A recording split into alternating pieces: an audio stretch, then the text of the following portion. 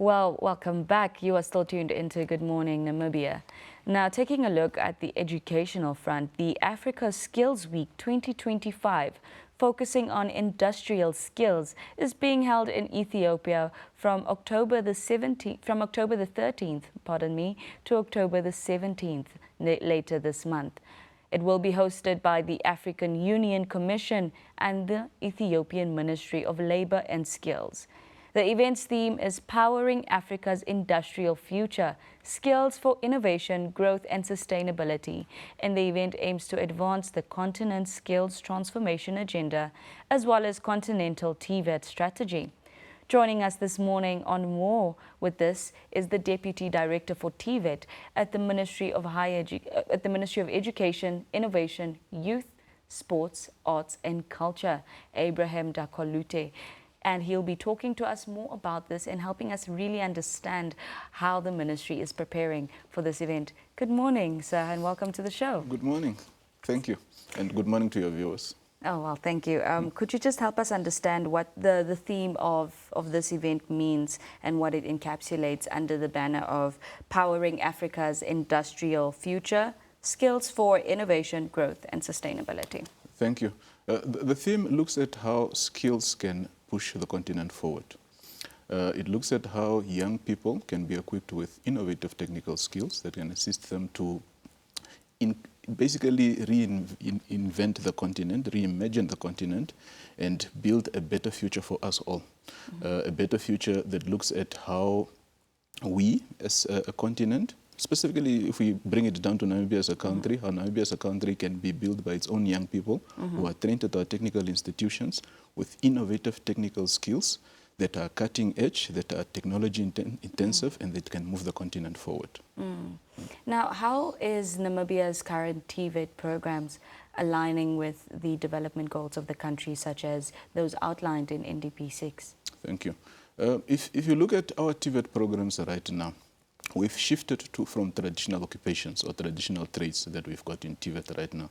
In the past, there was a focus on, if we have to zoom in on automechatronics as an example, which in the olden days was what you would call a mechanic. In the olden days, you would just train someone to fix the mechanical part of a car. Today, we've introduced what we call automechatronics, which is encapsulating 3 occupations. You've got the mechanical part, you've got the electrical part, but then you've also got what you call now your autotronics, where it's how you work with mechatronics systems. So you don't just have a traditional mechanic that you used to have in the past who would only work on the mechanical part, but you've got someone who can work on the electrical part, on the mechanical part, and then to see how these different mechanical systems and electrical systems interface. So it has become more technological if you have to look at the automechatronics trade now. So in terms of how we as a country are positioning ourselves, we are looking at how the world is moving, in which direction the world is moving, and then looking at how our qualifications speak to the dynamics of the changing world. Now, in light of pursuing that alignment, with aligning with technological as well as digital transformations, not just globally, but also in those highlighted in the National Development Goals, what are some of the challenges as well as the successes in skills transformation when it comes to the TVET sector? In terms, maybe I'll start with the successes first. In terms of the successes, I would say that as a country, we've got a very well-formed technical training sector. We've got well-established institutions, be they public or private. We've got a well-functioning regulation landscape, which is managed by our implementing institution, which is called the National or the Namibian Training Authority. We've got programs, proper programs that are registered on our qualifications framework. And in terms of the skills that we pump out into the economy, they are valued by the industry. The challenge, however, is that the link between the training ecosystem and the industry, that is something where it's like, we've had challenges in the past because most businesses are not always willing to take in young people and give them the practical on-the-job experience that they need to complement the academic training that they've received.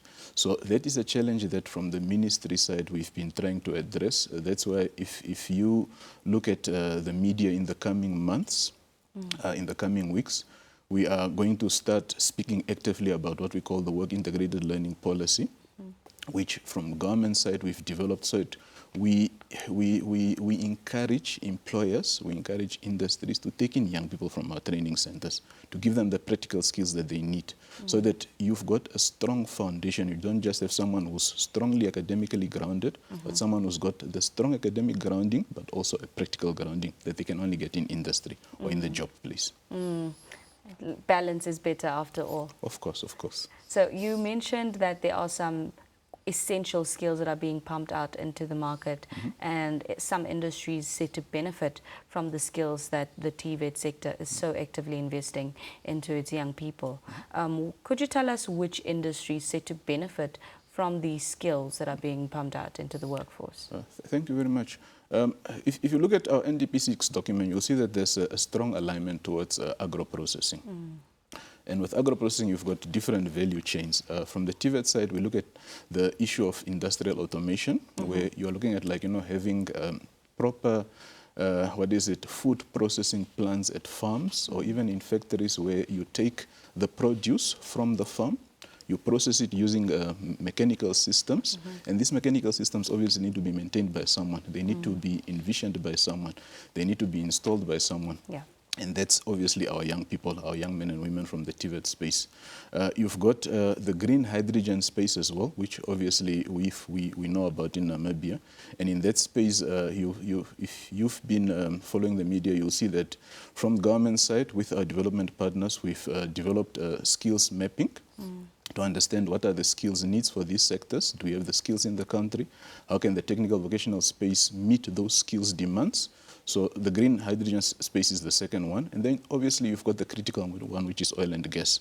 Again, we've done a lot of work as a country, as government, to establish what would these multinational companies that are offshore, drilling offshore, when they start producing oil, what skills would they need? So we've developed comprehensive plans around this to understand what the skills needs would be and how we can meet these skills, these critical skills needs. Our training institutions, if you look at the recently established training institution in the south, Keetmanshoop VTC, we are repositioning it to become a hub for oil and gas and green hydrogen. So in the next 5 or so years, you'll see that institution blossoming and growing to become the go-to training institution when it comes to oil and gas and the green hydrogen space in the country. But not necessarily just in the country, but in the Southern African space. That's quite interesting developments there. But now, coming back to the matter of the Africa Skills Week, could you perhaps let us in on how Namibia will use the information from its participation in the Africa Skills Week set to take place in Ethiopia for its budget allocation specifically? Okay, thank you. Maybe before I answer that question, I just have to dial back a little bit to why we chose to participate at Africa Skills Week this year. Africa Skills Week, it's in its second iteration. It started last year in Ghana, and this year is the second installment of this critical continental event. So last year there was no participation from Namibia. They ran a continent-wide competition to get young innovators in TVET from the continent, but we could not get anyone from Namibia.